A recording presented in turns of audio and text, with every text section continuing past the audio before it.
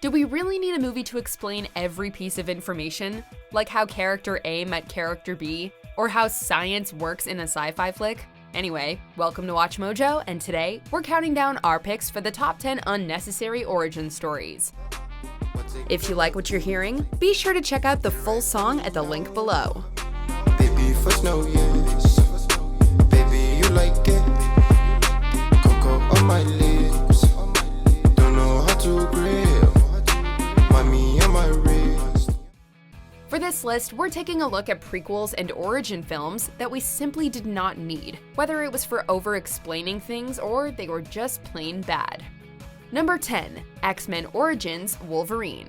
It's no secret that X-Men Origins Wolverine is practically despised on a universal scale. The writing was abysmally cliché, the story was terribly uninspired, and worst of all, Deadpool was anything but Deadpool. Great. Stuck in an elevator with 5 guys on a high-protein diet. Oh, wait. Dreams really do come true. Just shut it. Critical potshots aside, what puts this movie on the list is the time of its release. By this point, 3 X-Men movies had already come out with the Adamantium Man in tow and were far more entertaining to watch. Who didn't know Wolverine already? Origins, on the other hand, felt like a lazy attempt to keep the franchise going, while the studio scrambled to figure out what to do next. Don't even think about it. We didn't sign up for this. Had the movie been somewhat decent, maybe fans would have been a little more forgiving, but it wasn't, so they weren't. Logan, listen to me. If you go down this road, you're not gonna like what you find. You wanted the animal, Colonel. You got it. Number 9, Hannibal Rising. Part of what made The Silence of the Lambs so terrifying was Hannibal Lecter's menacing presence and mysterious past. Thanks to Anthony Hopkins' performance, audiences were chilled to the bone from his disturbing demeanor. Morning. Dr. Lecter, my name is Clarice Starling. May I speak with you?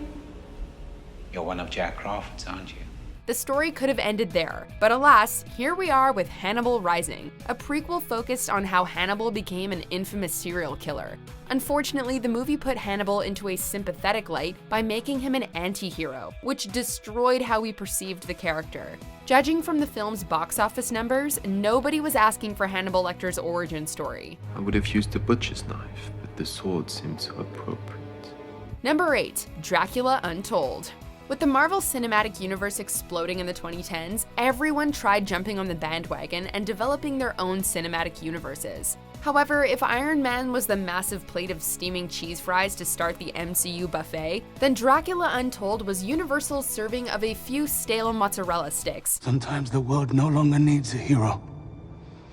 Sometimes what it needs is a monster.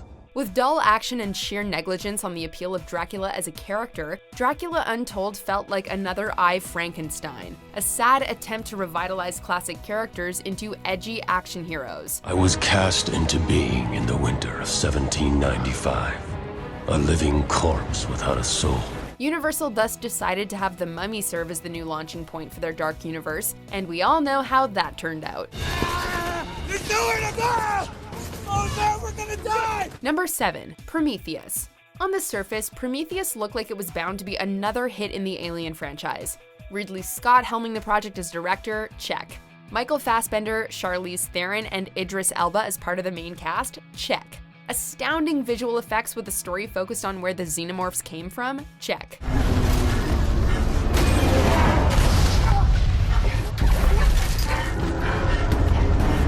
So what went wrong? Well, let's put it this way. Prequels and origin stories typically serve to explain things and explain them well. Prometheus only ended up bringing more material to the table that only stirred up more questions. In other words, it did what a prequel should not do and left us wondering if we really needed this. You son of a bitch. Number 6, Catwoman. Honestly, a Catwoman movie sounds like an excellent idea, which makes it a shame that the one we got in 2004 was such a disaster. Oh, you know my friend Sally? Well, that's what she says about me. She says that I'm, fun deficient. I don't believe that. In addition to cheesy dialogue and bizarre cinematography, Catwoman put on a spectacle of negligence to its own source material, creating its own character with an entirely different backstory than Selena Kyle's. You like your sushi, huh? It's good. Wait, if it isn't Selena Kyle or any of the other comic book characters who've donned the persona, then this isn't a Catwoman movie. What was the point of making a Catwoman movie if you aren't even using a character that audiences would be familiar with? Ugh, this was just frustrating. I can't believe I trusted you. You're a fake. Number 5, Oz the Great and Powerful. On paper, Oz the Great and Powerful seemed to be an excellent choice for a film. Step this way. Get your tickets now. Don't be shut out, friend. Step this way. See the most wondrous sights imaginable, pulled from the four corners of the earth. After all, an origin story would be an effective way to reintroduce the franchise to newer audiences. Unfortunately, the project was not thought out well. A decorated war hero. Your grandmother? Yes. She was killed in battle. Poor thing. Which battle? Which battle? Well, there are so many. You've heard of the Battle of Kreplach? The entire movie consisted of James Franco going around and swindling everyone, eventually causing one of the good witches to become the Wicked Witch of the West, and basically invading Oz to become its ruler.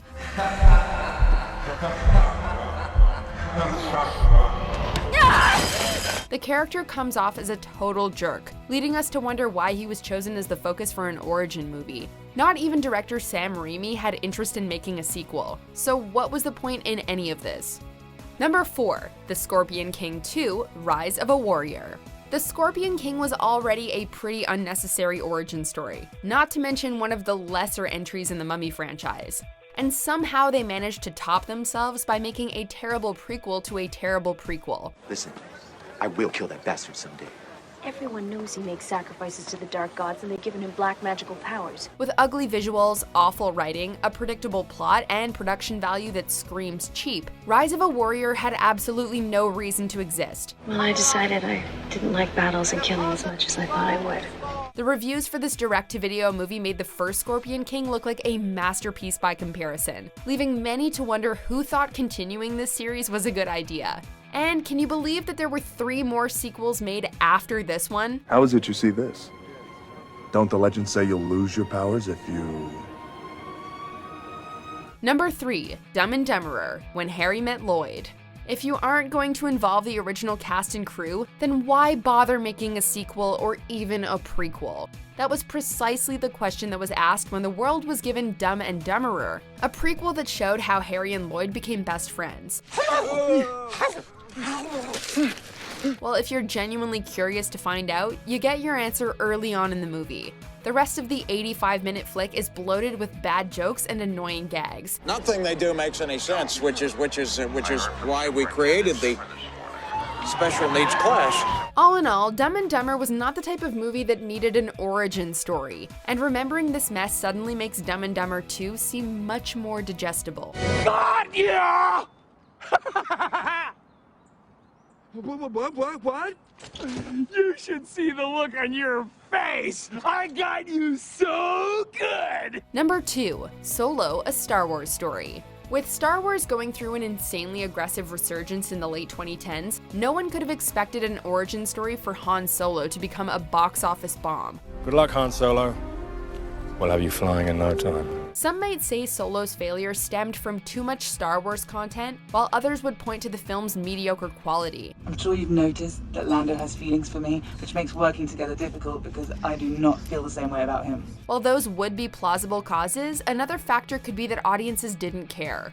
Did we really need a look into the smuggler's early years? Look, I came up running scams on the streets of Corellia. I was boosting AV-21s when I was 10. Did we really need an explanation for how Han met Chewie? Was it really necessary to see the Kessel Run?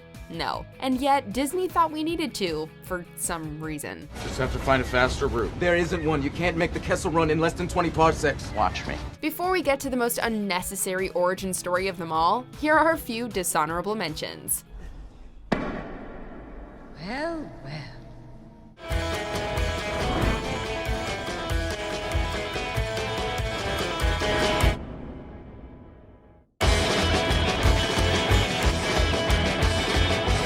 Listen, Sundance. He wasn't aiming at you, he was shooting at me. Oh, well, that's okay. Guy almost killed me! Sundance! Drool is a tool, kids. Use it.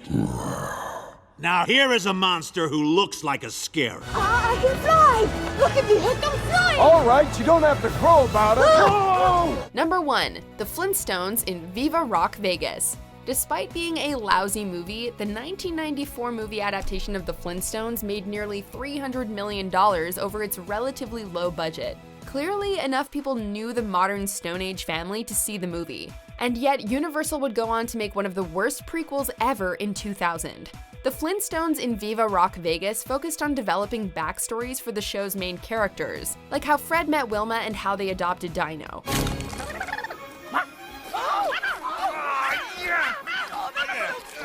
However, it relied too heavily on coming up with explanations and forgot to be a good movie. Besides, The Flintstones has been around since the 60s and is known by millions of people to this day. Did we really need an origin story? Viva Rock Vegas! Viva Rock Vegas! Do you agree with our picks? Let us know in the comments. And hey, if you're a fan of the song playing right now, be sure to check out the music video for it right here. Money on my wrist. Bring on the aqua.